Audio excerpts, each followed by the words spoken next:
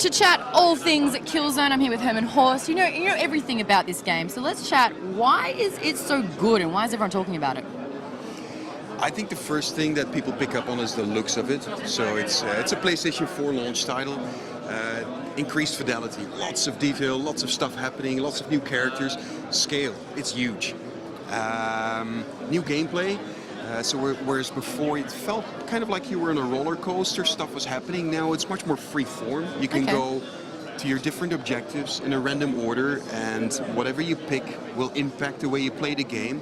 So much to talk about.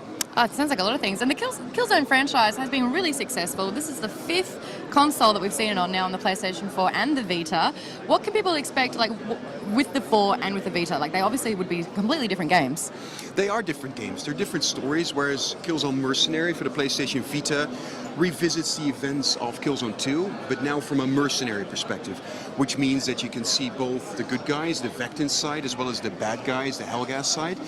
Whereas Killzone Shadow Fall for PlayStation 4 is set 30 years past the end of Killzone 3, so technology has improved, but the conflict is now very different. So the home planet of the bad guys is blown up.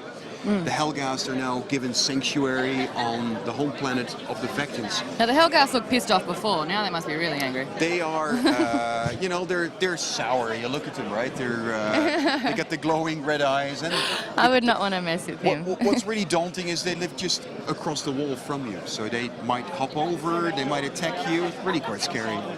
Now you're saying that there's new technologies 30 years, in the future. What are some of the fun toys? What are some of the guns and the gadgets? So the one thing that really stands out is you have available to you a personalized attack drone that you can, with the new DualShock 4, the new controller, there's a little touchpad on it, and you can use it to control that little robot. So you can zipline wherever you want to go through the level that we have at E3, zipline through it. Woo! It's awesome. You can use it to put a shield up behind it if you're a scaredy cat. You could send a stun and blow out a whole bunch of enemies in one go. Right, so it's the ultimate pet. That's what it is. Oh, cool.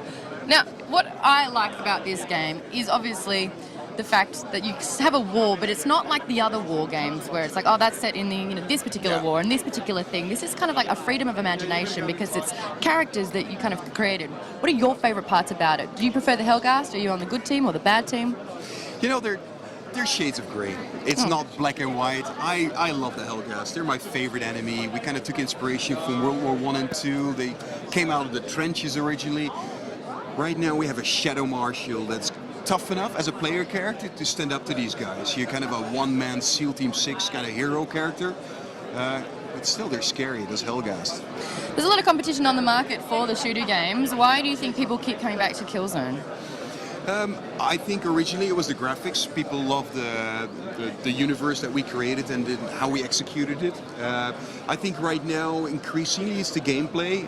So we have a lot of abilities. You can really, the gadget I was just talking about, it really lets you determine the pace of the combat. And people like to be controlled. They like to be able to have the freedom to play a game the way they want to. You're saying the PlayStation 4 obviously has a lot to offer now. This is the next generation console. What are you using with this console to kind of make improvements on the game? We're using everything on it. So it looks slick, it looks good. One cool feature the PlayStation 4 that Killzone Shadow Fall will use is remote play, for instance. So you've got a Vita at home. You can actually use the PlayStation 4 to stream it to your Vita and play Killzone Shadow Fall on your Vita as well. How awesome is that? Another feature that I really like is what we call Play-Go. So these are big games. If you decide to purchase it digitally, you start playing it after the first level's downloaded, and while the rest is happening in the background, you go right ahead. So those are really kind of very convenient features.